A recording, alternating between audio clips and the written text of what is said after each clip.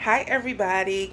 It's Wendy Wisdom. Let's talk about imposter syndrome. Imposter syndrome is a internal, persistent thought pattern that causes an individual who's a high achiever to struggle to accept their accomplishments, whether it's big or small. They will doubt that they actually earned it the right way.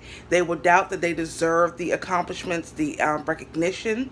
They believe that their accomplishments are by sheer luck. Well, I'm here to tell you that that is an experience of imposter syndrome. Thankfully, it's not a clinical diagnosis recognized by the DSM. However, it can definitely impair your ability to thrive at work. It'll hinder you from applying for promotions. It will hinder you from feeling that you are competent and you are worthy to maintain and have even acquired all that you've acquired thus far. So I want to try to encourage you today on 3 steps to kind of reduce the power of imposter syndrome from taking over and having you not be the best person that you can be.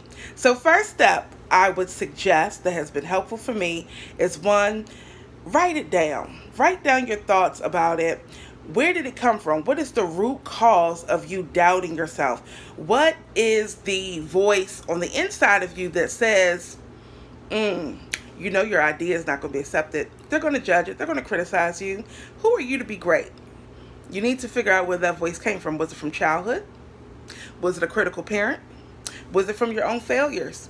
Was it from somebody you expected to be affirmed and esteemed by and they broke your spirit at some point? You have to figure that out for you. So, as you're writing that down, create some affirmation statements. Affirmation statements are powerful. They will help you to be encouraged and to remind yourself of your greatness. Okay? One affirmation statement that I like is I am worthy, or I am victorious, or I am capable, ready, and honored. I am honored.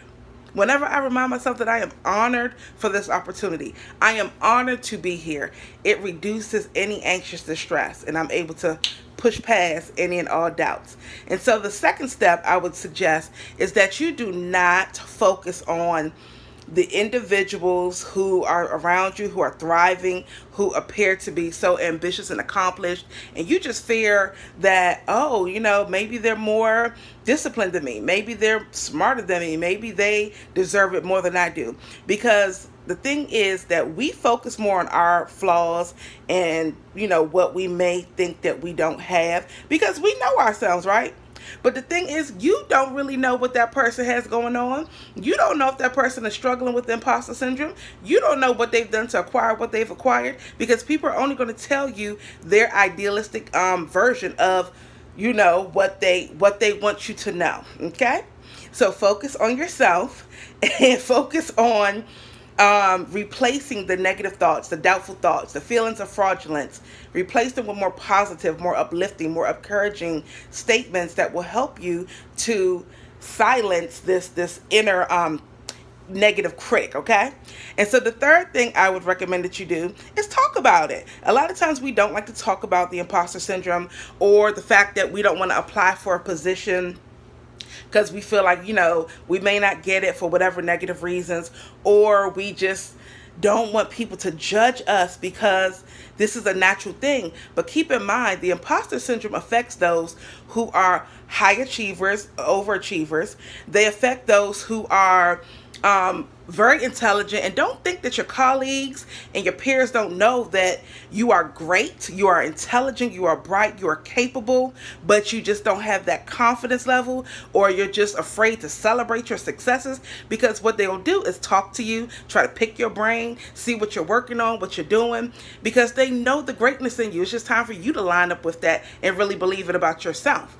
And so you don't always have to share what you're working on and what you're doing, because a lot of times people are not sharing with you what's going on. People are not shrinking back and holding back their greatness to make you feel more comfortable. So don't do it to those people. And a lot of times religion teaches us that you have to be humble. You can't, you can't be too proud. It's not about being proud, but it's about owning your greatness. It's about understanding that the God-given power in you to be great is yours. Don't let anybody diminish that. Don't let any past failure, any disappointment, any rejection, any abuse, neglect, or abandonment that you have experienced cause you to feel any less than great that you should feel.